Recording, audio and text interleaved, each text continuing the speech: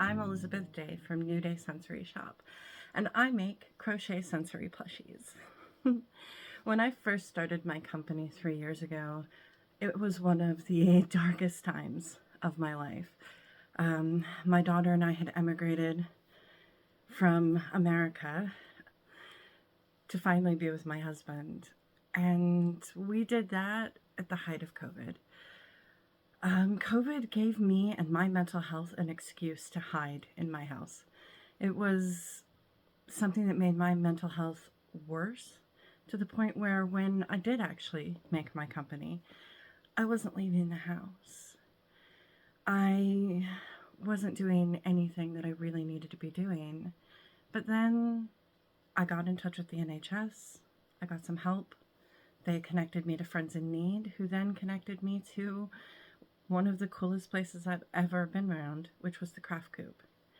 And slowly, with these little connections, I stopped being a lonely American girl who had a history of not being able to get along with people. I'm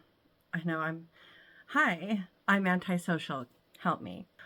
The Craft Coop gave me a place to belong. I started crocheting when I was 5 as a little neurodivergent girl to keep my hands busy and my mouth shut. My grandmother was very into me sitting still.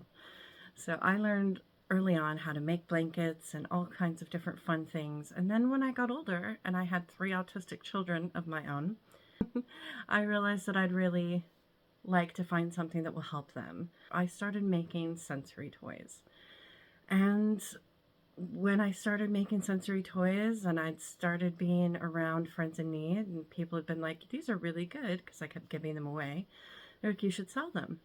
And I was like, well, maybe I should. So I looked into what I needed to do, which there was a lot. UKCA testing, finding all the laws and all of the business rules. And I'd run a business before, but nothing, like a craft business. So I was like, okay, I'll look into it. So I looked into it. And what I found was everything, a way to make my hyper-focus into something that would give me joy. We started getting piles of little animals everywhere, and my husband's like, okay, so you've done the testing and you've done all these things, you need to sell them now. So I went to a market and I sold absolutely nothing. It was one of the funnest markets I've ever been to. It was the Markets for Parents in Guildford, but it was more for secondhand things rather than craft things. And I just remember the organizer was so sweet to me. She made the whole event lovely, and I just really appreciated the opportunity to just be there and see what I was doing. The next few I did one more market before the Friends in Needs girls were like, hey, so there's this place called the Craft Coop, and we think that you would do well there. There's a coffee and chat. You can go and crochet and hang out with people, and you don't have to talk if you don't want to, and I'll be there. So they came with me, because at that point I wasn't actually doing anything outside of the house alone.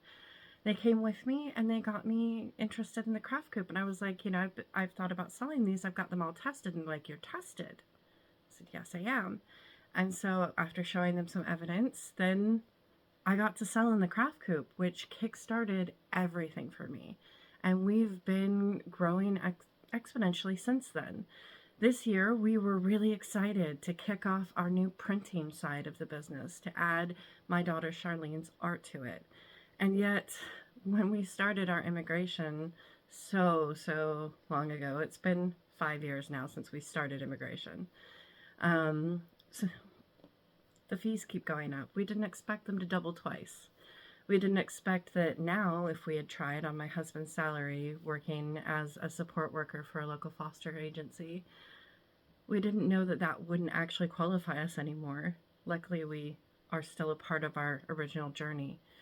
But we either needed to focus on the print side of things, or honestly quit the business and focus on immigration.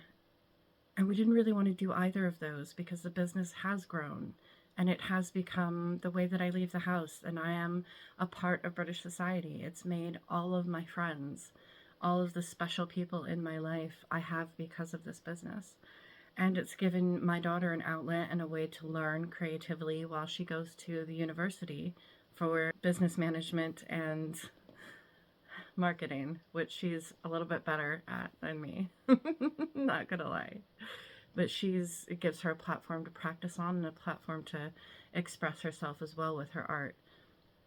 So we are doing this Kickstarter to promote our new print, as well as helping us sponsor ourselves into the country as a company. We appreciate all of your support throughout the years. We made these special capybaras. Several of them will not be anywhere else. Several of them you can buy on our website. But we hope that you enjoy them and that you will be a part of our solution so that we can stay in this country, so that we can work for what we've tried to accomplish, and we can be productive members of society, something that I can't say I've always been. I am very grateful that through my permanent disability from my childhood, that I am now finally at 40 years old starting to have a life where I don't feel afraid, where I am safe. Here in the United Kingdom, I found safety and friendship and love in a way that I've never felt before. I am terrified at the prospect of not being able to stay here, especially considering the current climate. And I know my daughter is too. She grew up British. I know that sounds strange, but she came here when she was 12. She's 18 now. She's been a part of the schooling. She did all of her secondary school and all of her sixth form, and she's doing university here. This is her world. And we'd like to make this world a little better and a little brighter with us in it. And we hope that you would like to continue to have us here as well. Thank you so much for your support, and I hope you have a wonderful day.